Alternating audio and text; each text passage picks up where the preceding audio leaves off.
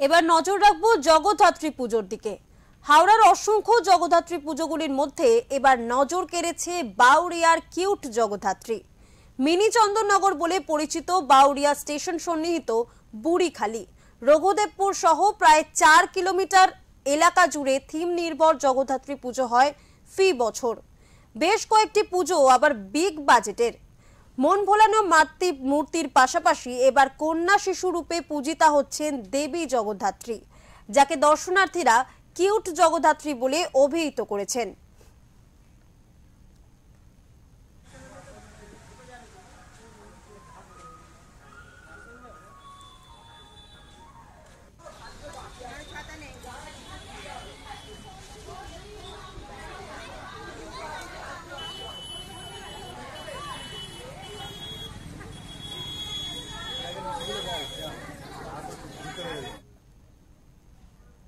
প্রাকৃতিক দুর্যোগকে উপেক্ষা করে চলছে ঠাকুর দেখা। পুরো কাজ তদারকি করছেন জুবের আলম, যা এক অনন্য নজির বলেই মনে করছেন সকলে। এমনকি বিসর্জনের ঘাটের পরিকাঠামো তৈরি করতে দেখা গিয়েছে তাকে। তবে সব প্রতিমাকে ছাপিয়ে গিয়েছে কিউট জগদ্ধাত্রী, সকলেরই নজর কেড়েছে।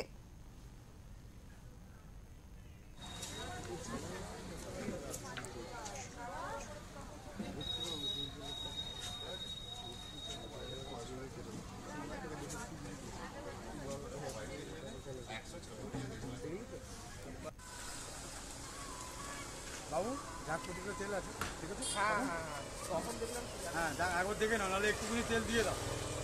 হিসাবেই আমরা প্রথমে রঘুদেবপুর গ্রাম পঞ্চায়েতে প্রথম দফায় 14ই অক্টোবর একটা প্রশাসনিক সভা করেছিলাম। সেই সভা থেকে পুজো উদ্যোক্তাদের কতগুলো বিষয় উঠে এসেছিল।